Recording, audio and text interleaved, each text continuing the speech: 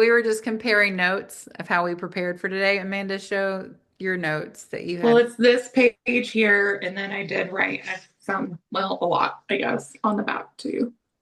I have mastectomies. We're going to talk about some mastectomies today. That's what I put down in my notes. Is just going to be that topic. We're So so different. It's so funny. that's ridiculous. Okay, so today I think we're going to talk about all things mastectomies. Yes, Yes. yes. And Amanda just had hers. How many days? It was 6 days ago. So I'm post-op day 6 right now. And how are you feeling? Overall, pretty good. Mhm. Not really in pain anymore. Just a little, like when I say a little, I'm really sore. And I'm starting to feel it like in my arms Mhm. now. So I'm just having to kind of take a step back and probably chill out a little bit. I think I've been trying to do a little too much. Yeah. I told her that no one's going to believe that she had surgery because she looks really good. That people are going to think Stop it. she's. I was like, you're going to have to look a little worse than this. Like breast cancer. What's a piece of cake? Give Um, it time. Give it time. My hair will start falling out soon. yeah, but you do. You look really good. I didn't tell you what I was going to bring. So for today's um, episode, I brought for show and tell my boobs. Oh, I forgot about those. So there are my boobs. We froze them in time right before I had to take mine off. And I stayed flat. I'd like to have reconstruction in the future. Amanda had immediate reconstruction. And I forgot to tell you to do that with your boobs because, again, I'm not very thoughtful and I forgot. But It's fine. our other Um, best friend, Christy, had told me, she was like, you really need to like commemorate your breasts. So that's what we did. And before our last video, I put in the description my Amazon shop and everything that we talk about on this channel. I'll put it again in the description, my Amazon shop name and stuff to do a plaster of your breasts if you want to remember them and keep them on your mantle proudly when people walk in. I don't have mine on my mantle. I did for a minute. they were for a very long time. I They were remember there, walking into your house and being like, oh, there's her boobs. but they're in my closet now. They have their own spot in my closet. But I will link that, all the stuff that we're talking about that Amanda, I think her robe too. Uh, Mhm. you have one of the little drain robes. But anyway, so there's three of us today. Actually, four. Me, Amanda, and both of my breasts are here talking to you about mastectomies. So your experience, I'm also going to put in here, I made a video of my mastectomy day. I'm going to put that video in for everyone to see so that, because I don't even really remember. You go through this stuff and you kind of forget. Okay, we're headed to the hospital, me and my mom. I don't like it. But here we go. Hi. Look, it's so early in the morning, the moon's still out. I just got out of surgery and was in recovery for a minute and then came up here in recovery. Um, my heart rate went up quite a bit. I think it was a panic attack, and they had to give me about 1,000,000 downers for it to come down. So I'm kind of loopy and out of it and spacey. They gave me Benadryl. They gave me the Dilaudid. They gave me Ativan, and they gave me 2 doses of my heart medicine, and it was still at 118. So, sorry, my phone's shaky. I am doped up to the max, to the max, yo. So my heart rate's down. Yay! It finally came down. It's about 86 right now. I feel a lot better. I feel pretty good. I'm not really having any pain. I really am an anxious person, and so this really has thrown me in a tizzy, whether I joke about it or not. And I'm just very, very appreciative and thank y'all so much. All right, my boobies are gone. They're gone, you guys. Completely flat now. I think they took 6 lymph nodes out of my arm, but they did say that the lymph nodes were negative. So hopefully the official report, when it comes back, everything will be clear too. So I'm very excited about that. And I just got my breakfast.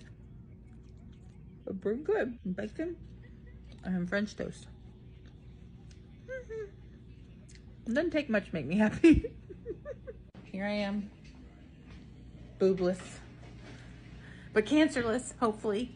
And I looked down and found a 4-leaf one. So that's a good sign. If anyone who doesn't know me that well, I find them a lot. Just the fairies and leprechauns and gnomes telling me everything's okay, especially today on St. Patty's Day. So I feel good. We're good. We got this. Make that 2 I found. So see, I'm good.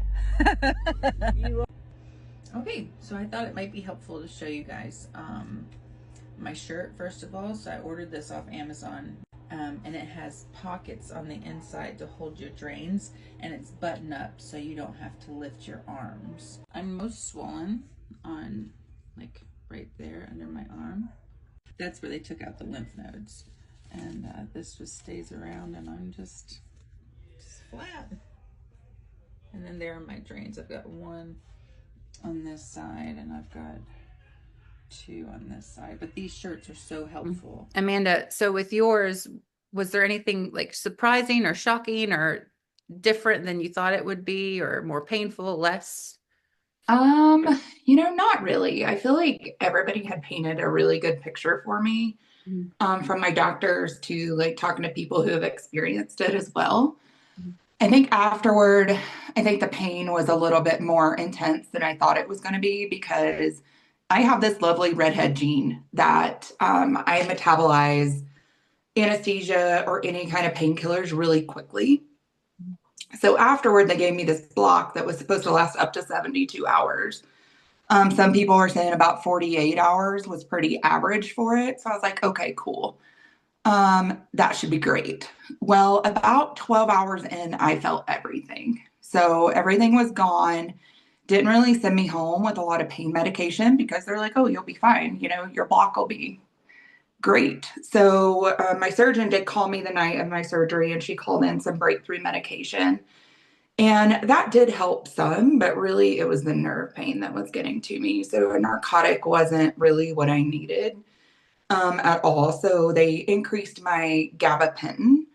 And so now I'm taking it like every 8 hours, and it's working beautifully. So I don't really feel much of anything now. But those zingers that you get from the nerves, Yeah. that will light you up. It will almost knock you to your feet. Yeah. It's I didn't really know about that. And I was like, the first time I felt it, I was like, oh, okay, this is what we're doing now. But It's almost like a wasp sting.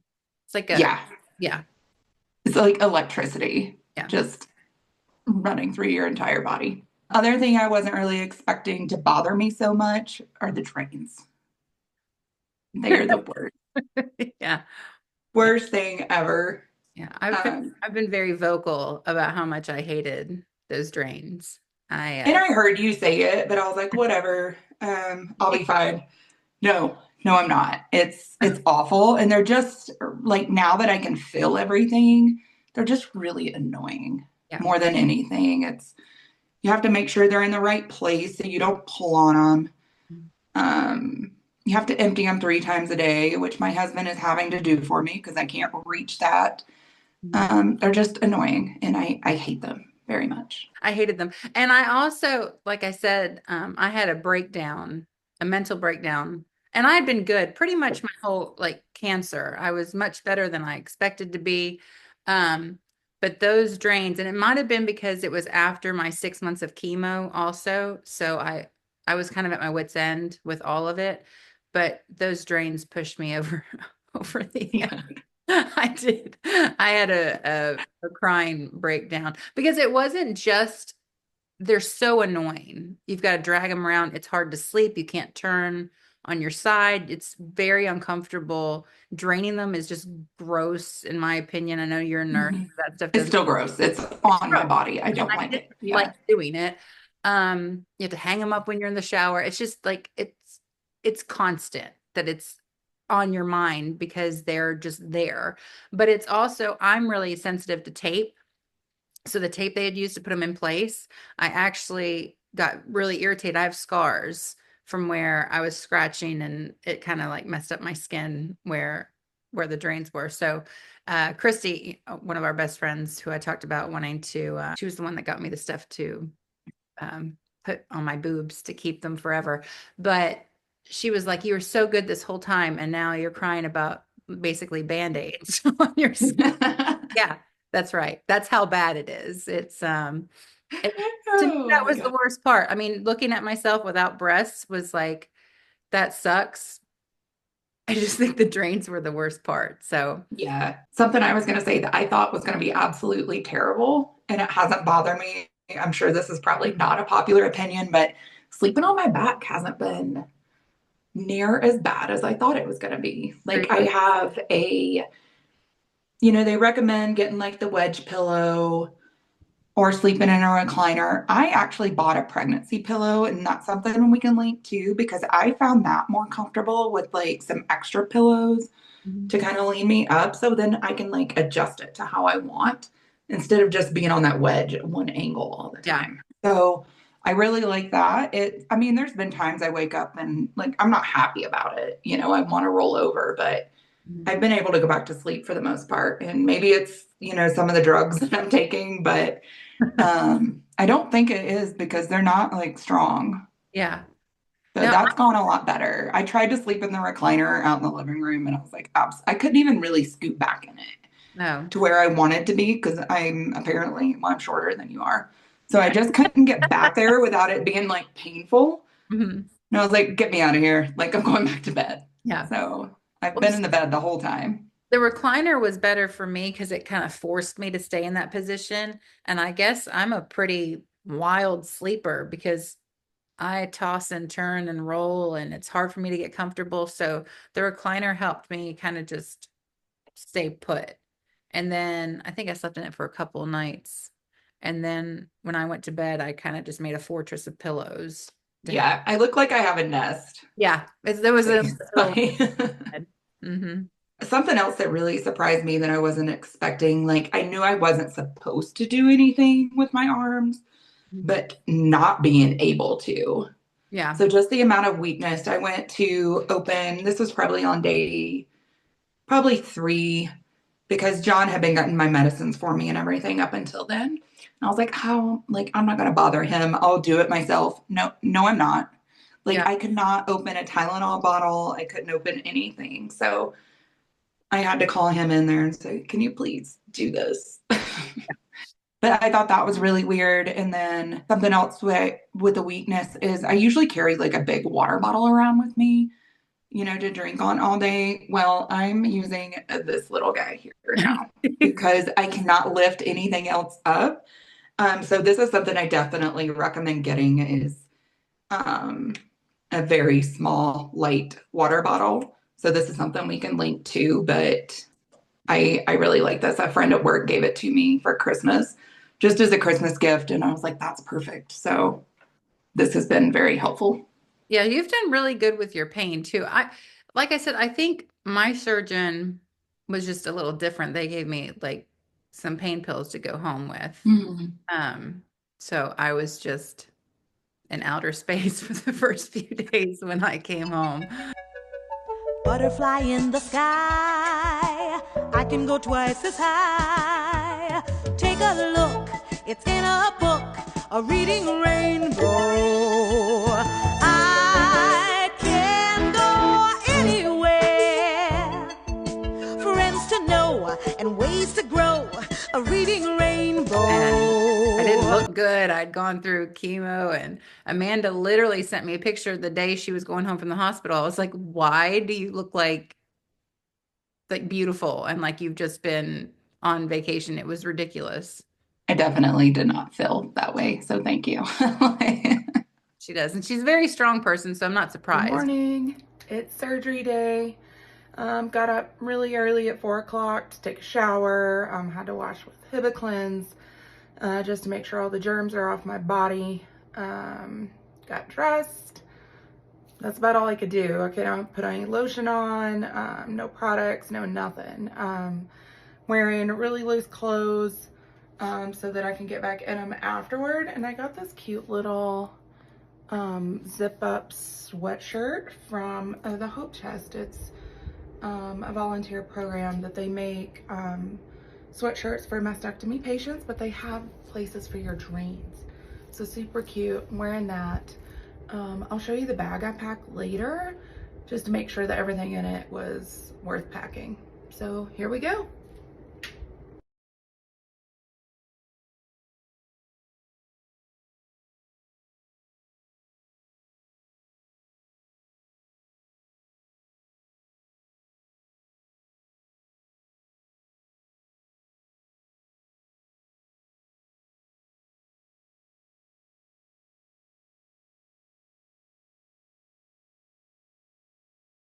Hey guys, so I am home. Excuse me. My throat is a little scratchy just from being intubated today and having that breathing through tube down my throat. But I had no complications during the surgery. Was able to come home. I was in recovery for about 30 minutes before they packed me up and sent me out, which is great because typically I have some issues with anesthesia, but they really threw the book at me for my nausea that I usually get. Gave me all the medicine, put a patch behind my ear. And my favorite thing is that they put this little aromatherapy disc on my shirt, which I'm still wearing because I love it. So yeah, everything went good. They did find cancer in some of my lymph nodes. So the preliminary says that, but in about a week I'll know a lot more about if that changes my treatment path or what's going on. So I did come out with 2 drains. Probably can't really see them here, but they're in my little pockets in my hope chest jacket. So trying to think what else. But I don't know. I'm home. Happy to be home and not in the hospital. And that's all for now. Okay, so you just also got your results back. So again, it Yes. was different. I did chemo first and then had my mastectomy. And thankfully, I had a complete response. So when they went in there, I had my surgery at Emory. When they took my breasts off, they also had to take, I think they took 6 or 7 of my lymph nodes because they knew I had one positive for cancer. Mine was actually a study. So they took it to what do you call it when it's like a big, Like a panel. like a panel of Yeah. doctors, and they looked at all of the cells and they all agreed that I had no cancer left anywhere. So I had a complete response is what that's called. And I was really, really lucky. Amanda, her surgery, the way that they did everything was different. She had her surgery first and now she's going to start her chemo afterwards. So when they went in, they were going to tell her what they found. So I know she got her results yesterday. So yeah, the surgeon called me last night. When I woke up from surgery, I knew nothing. Let's be real. They told my husband things and I remember nothing about it. But when the doctor called my husband, they did say that they did find cancer in one of my lymph nodes. And so they had removed 3 or 4. So I did get my results yesterday. They only found cancer in the one lymph node. But I got some conflicting information from the breast surgeon yesterday. She was like, "Well, I think you're going to have radiation now, and we'll see about the chemo," which is 1,000,000,000% the opposite of what I had been told previously. And that was one reason that I did the direct implant reconstruction. Was the Sorry, my words are really struggling to come out of my mouth since I've had anesthesia. When you do the direct implant reconstruction and they do the radiation on top of it, it can cause like some contractures to happen. So you might have to go in and have a revision. So I really didn't want to do that if they really thought I was going to have radiation. So they're like, we're like 99% sure you're not going to have to. You're the perfect candidate to do this. And I'm like, yes, let's do it. The less surgery, the better. I do not do well with anesthesia.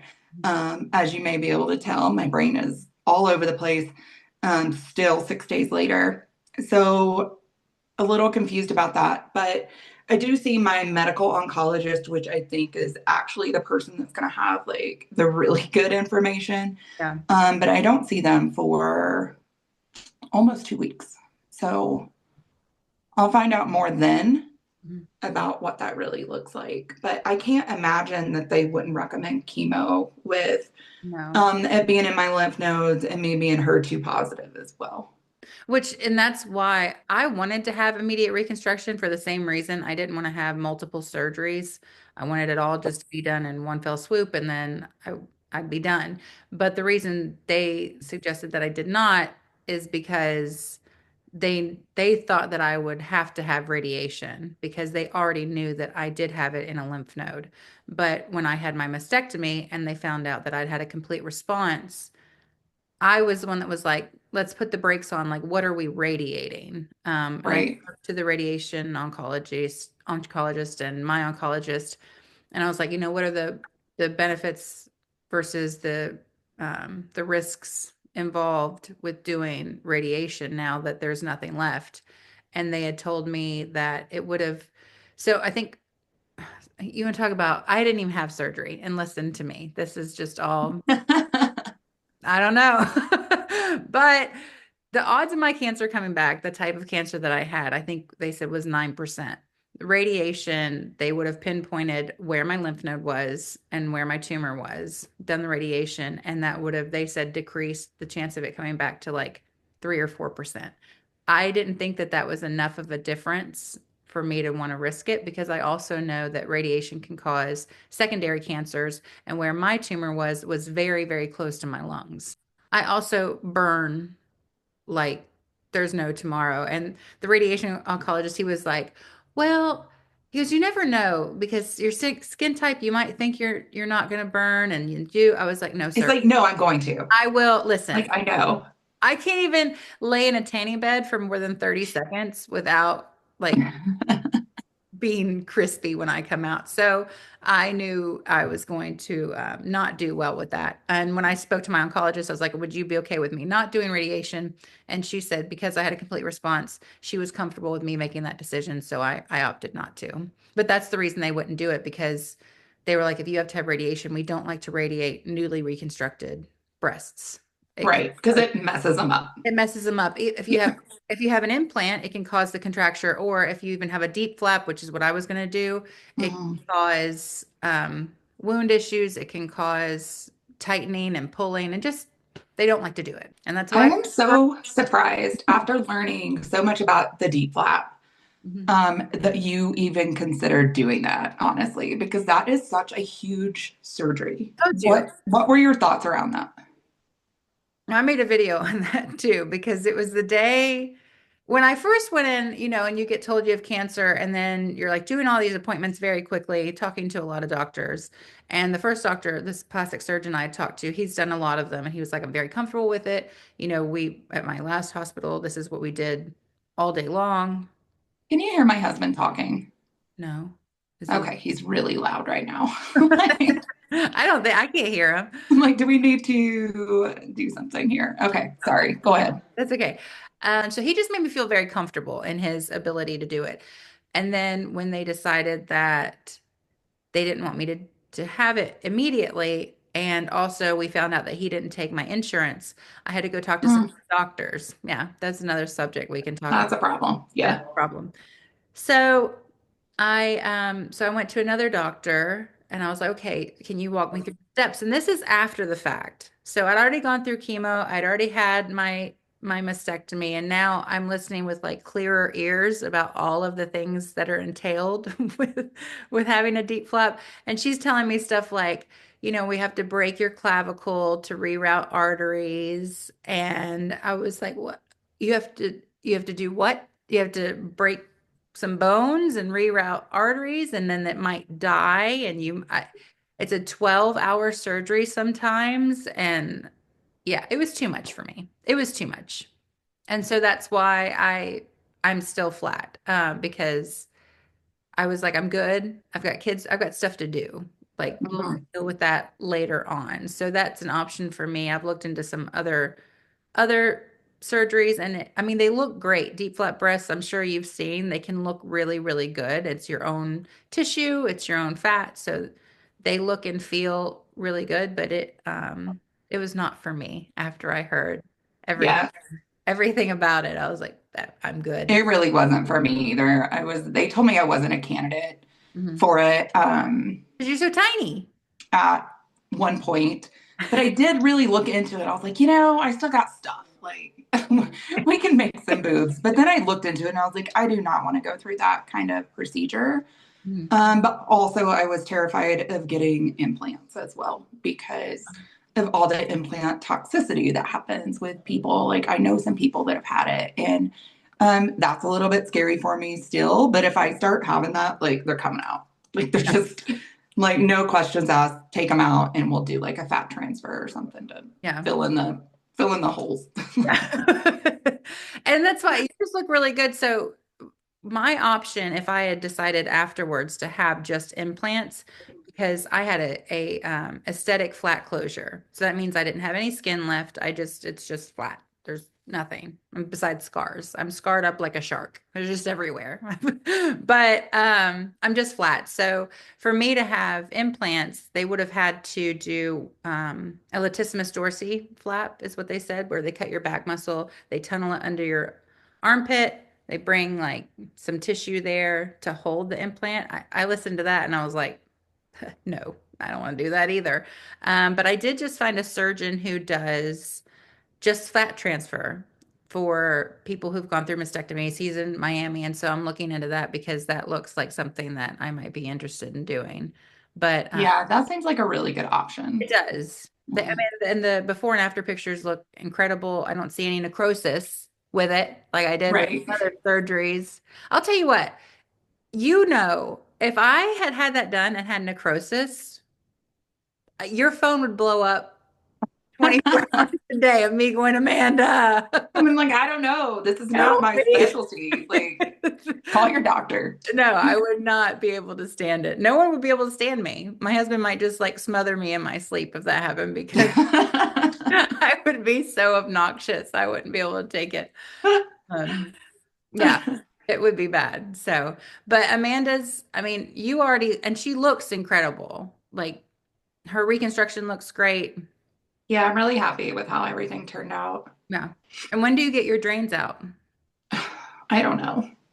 Not soon enough. So I go back to the surgeon next Thursday. So I'm hopeful for what is that, the 20th in a week.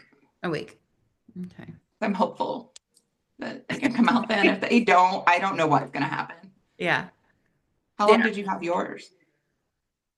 Too long. I don't remember. See, again, I don't remember. I do know when I had my visit, when I thought they were taking them out, they only took one out and they had to leave another one in. No. That was another meltdown that I had. I was like, what are you talking about? And it was also because I will say this, not that my surgeons didn't do a great job. They did a great job at Emory. I have no complaints, but they told me how to drain my drains while I was doped up. Like That's not going to work. I didn't remember. So apparently, like I wasn't like squeezing it properly where you have to, what do they call it? There's a word for it. Stripping. Stripping. You have to Yeah. strip your drains. Well, I wasn't doing that. I was just dumping this stuff out and that was frustrating when they came in and told me that. But it wasn't that much longer after that, maybe a few days I got to go back in, but it was the worst part for sure. What are some things that you thought were going to be like worse than what it actually was? Looking at myself without breasts. Yeah.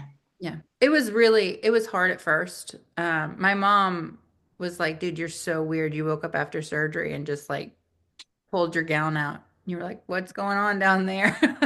And I don't really remember that, but it was hard when the bandages came off. I came home with like almost like a tube top on. And I didn't really peek, because I had these fresh, big, really big scars. Um, and then the first time I took that off to shower, it was not as shocking as I expected it to be. It was sad, but I think because I was just so happy to just Be have my done. cancer done, yeah, Yeah. and be done with it, that it wasn't as horrible as I thought. And even now, I don't feel like in my clothes it's as obvious as I expected it to be that I don't have breasts because especially going from being as busty as I was to being Right. completely flat, I just don't notice it. And I don't think it's as noticeable as I expected it to be. And I do like the fact that I don't have to wear a bra. I mean, if you're Yeah, looking for silver linings, that's kind that's of nice. a nice one that I don't have to do that. And I know yours is different because you didn't get, Totally different, but that was the first thing that I did when I woke up. I was like, I need to see this. yeah. Like, what did you do? You know, does it look okay? Or did you mess them up? Because I have seen some pictures that do not look good at all. Yeah. And, you know, I think you're always fearful of that, regardless of Yeah. what reconstruction you're having or whatever is happening. It's like, please don't mutilate me Yeah. completely. And that's something else we need to talk about because I feel like a lot of women that go through mastectomies and reconstruction, I understand that it's life-saving, a life-saving procedure, but surgeons need to take time. I've Yeah.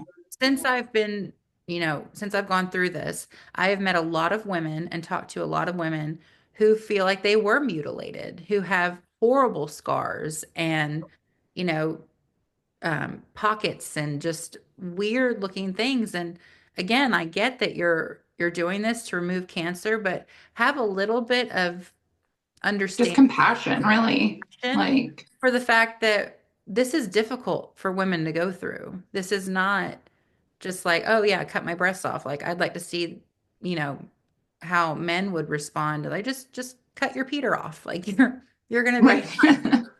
no, at least make it look, not as terrible. I have a lot of friends in the cancer community on TikTok that have talked about how they feel not happy with their That's terrible. yeah. It's like I've been so lucky so far. You look It's like really my surgeons are very compassionate and they really care about their work Mhm. and what they do. It's really important to find doctors that you trust in this process, but it's not also like you don't have a whole lot of time. It's not like you have time Right. going around and interviewing all these people. So, what I did when I found out, I again was kind of bombarded in a good way with all of this help and from these people who've gone through it. And I asked women that had gone through it who they suggested, what offices they had used, what their experience was, and that was how I found my doctors that I went to. Yeah, I was super lucky in that also. Like I had decided when I was diagnosed, I was going to go to this one facility because I knew somebody who had been there. Mhm. But I reached out to my boss and she reached out to some other people in the oncology world. I had surgeons in my email box within like an hour of me telling her. So those are the ones I actually ended up going with after doing my own research between the two sites and the different surgeons. So I was really lucky just to be like, it was handed to me. So I didn't have to do a whole lot of work myself. Yeah. And that was so my friend that I had talked about on our last video that I took to her appointment when she had breast cancer, Mhm. had some of her chemo. I originally well, I called the place that she had gone to because she was pleased and, cancer free afterwards. And I remember, so I got diagnosed. I found out Thursday, the weekend before Labor Day weekend. So I called this facility and I said, I've just been diagnosed with breast cancer. And they said, okay, give us your information. I gave them all my information. They said, call you back tomorrow with an appointment for next week. They called me back. I was in Ingles grocery shopping Friday at like 4:45, right before a long weekend. And they said, we're sorry, your insurance doesn't cover any of our treatments. And I was like, I don't understand what you're talking about. So we had private insurance because my husband and I are both self-employed. We were paying over $1,000 a month for 6 years for insurance. And then come to find out, they did not cover chemo because they called it experimental. They wouldn't cover a mastectomy because they said that it was cosmetic. I mean, it was the excuses they came up with were insane. So I just remember walking around Ingalls crying, feeling like I was like, I don't know what I'm gonna do. How am I gonna do this? Luckily, a friend of mine who works at Georgia Cancer messaged me. She's a nurse. She said, actually, if you live in Georgia and you've been diagnosed with breast cancer or ovarian cancer, and you either don't have insurance or you're underinsured, which is what I qualified as because my insurance would not cover anything, then you can get Medicaid. So luckily, that's what I was able to do, and that's how I was able to do all of my treatments. Now, I'm not going to say as far as insurance goes, I think that there's some work to be done in our healthcare system in America. However, everyone who's like, oh, yeah, we want free healthcare, we want this, you really don't. And I'm going to tell you why. I have friends, again, all over the world who've gone through breast cancer. When you have completely socialized medicine, you don't get a choice. You don't get a choice of your doctor. You don't get a choice of your treatment. You wait a very long time to have any treatments done, and it's really, really scary. A friend of mine that lives in New Zealand, I know that she had triple negative breast cancer, which is really, really aggressive. And they only gave her a lumpectomy because that's what they deemed was That's what was necessary. what was adequate. And to me, I would rather pay for insurance. However, if I'm paying you over $1,000 a month, 6 years, you better pay for my cancer when I get it and my cancer treatments, and they didn't. So that's something maybe to check. I don't know how you go about calling and saying, "Hey, if I get cancer, do you cover this stuff?" But I was shocked. I can't even imagine that because you just assume that would be covered, Yes. or I would assume that. Yeah. I mean, it wasn't pre-existing. It's cancer. What else are you Like, insurance for? What am I paying you for? In case I stub my toe? Like these are the things I need you for. So that was eye-opening. And yeah, can't cut it off, can't poison it, I don't know what they expected me to do, but they were like, "Sorry, Kat, you don't get to do this." And I was really upset with that facility. I know thankfully Melissa had a good experience, but just the way they handled it, because like I said, it was a long weekend. So Tuesday rolls around. I've been freaking out all weekend. Jeremy, my husband, calls down to the facility and he was like, "Look, what are we supposed to do?" He said, "What do I need to do to get you to open her file and just look at it and make her an appointment?" And they literally told him, "You can send us $10,000 and we'll start looking at her." Yes, at her files. So again, I do believe in that saying rejection's protection. I don't think I was meant to go there for my treatment and it all worked out, but it was very scary when it first happened. You well, have luckily for me, mine has gone very smooth so yeah, far, but I'm getting healthcare in the same healthcare system that I work for. So I was pretty sure all my insurance was going to line up yeah. because I have insurance through there, but I have had to make some calls about a few of the different procedures, about the plastics doctor to make sure that she was covered under my insurance, to make sure that because they did nerve grafting in my right breast, so that hopefully I will have some sensation in my breast again and be able to feel Mhm. anything. Yeah. So that was covered Yeah, actually. that's So I good. found that out last minute. So they did do that nerve reconstruction. So happy about that. But yeah, there's a lot of behind the scenes work that goes on. And I don't know how everybody navigates it because I'm very well versed in the healthcare field Mhm. and understand, most of the ins and outs, but insurance it's rough. It's hard. Yeah. Yeah. But I think that should be just kind of standard care that you get nerve reconstruction when you have. I mean, because do you want to go around and be numb in your chest Nope. forever? Who thinks that should be okay? Like Right. it shouldn't be. But anyway, I know after my surgery and now that they've taken out, I didn't know if you would have this because at first we didn't think it was in any of your lymph nodes, but are you numb behind your arm? I am numb behind my left arm Yeah. and it kind of hurts almost down to my elbow. Does it? Yeah. Yeah. It's like it's just sore. It's not like painful, but if I, prop it up on a pillow or something, I can definitely feel it's Yeah. like, ooh, Yeah. just a little twinge there. They told me that mine would be numb because mine was on my right side. Yours is on your left side, but mine was Mhm. on my right side. So he told me that the back of my arm would be numb for a little bit and kind of the upper part of my back. It's been numb for a very long time. So I have more feeling in it than I used to, but it's still not the same. And I think I told you that phantom itches are my I other. am, I do not want that. Yeah, you can't scratch them. Even to this day, like if I get an itch back here, I'm like trying to like hit it. I get into the bath and try to burn it or do something, but it's the drains and those phantom itches are really It's the worst. my worst enemies in the whole process. But yeah, but I'm really glad you've done so well with your surgery. I know you're probably not looking forward to all the next steps. But maybe like it, like we said before, you feel better once you get a plan. So, Yeah. you know, I know the next part's not going to be fun, but I think after you see your oncologist and you guys get um, a structured plan, it'll Yeah, be, I'll feel better, but I mean, I already feel better just knowing that the cancer is out of my body. yeah, I think that was the thing that was driving me the craziest. I'm like, and every little delay that would happen, it would be pushed out a couple more days or, whatever. I'm like, oh my God. I'm like, this is growing. yeah, And I know that it doesn't just like grow overnight, but I mean, something does that overnight, right? That's how things spread. yeah, So I was really happy just to yeah. just to get it out. It was a horrible reminder when I would shower before any of my treatments and I would feel Hmm. it and I would just be like, Yeah. God, just Like, oh, there it is still. get it out. It's like an alien that just takes over your body that you're like, please, someone, someone get this gone. And Um, I could tell it was getting bigger too. So I'm like, yeah, all right, like let's get the show on the road and get this thing out. yeah.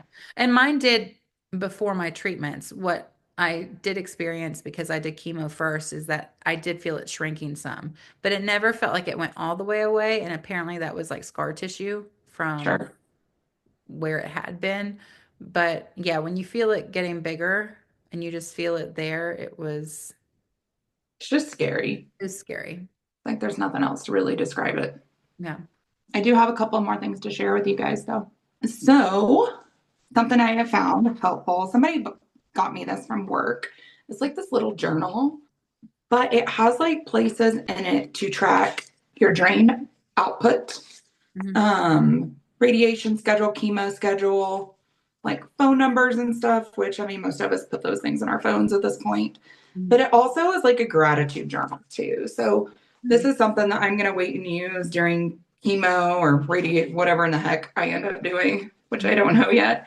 Yeah. I did write in it one day, but I was like, I'm going to save this because I really think I'm going to be feeling a lot worse then than I am now. So, just having those gratitude reminders.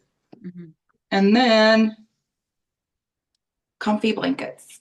Comfy blankets are essential.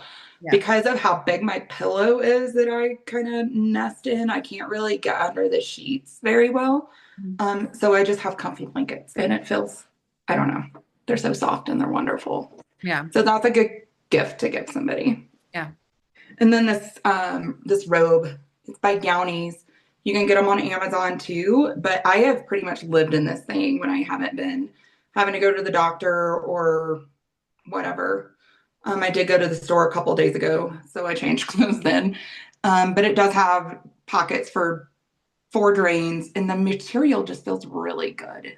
And it's thick, it's heavy, and really soft. So I love it.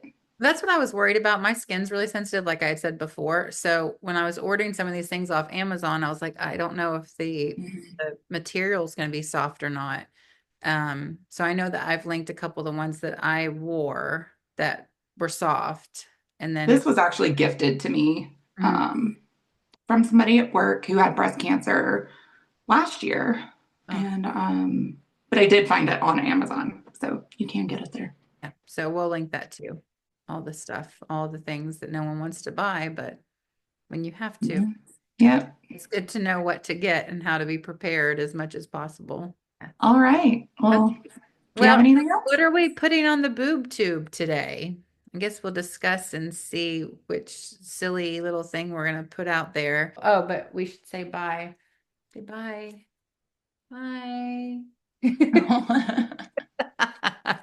And I said that. I was like, look, they were wonderful. I had the best freaking boobs. It was very sad. And then people were like, oh, but they tried to kill you. And I don't think that's fair because they were basically hijacked.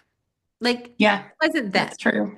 They really were wonderful. So I miss them and I do grieve them. sometimes. They were my friends. They're gone. Well, you were attached to them for 40 years. No, and no, they're not there. It's kind of sad, but it's all right. No, but it's not funny. At the end of the day, is it? It's serious. We could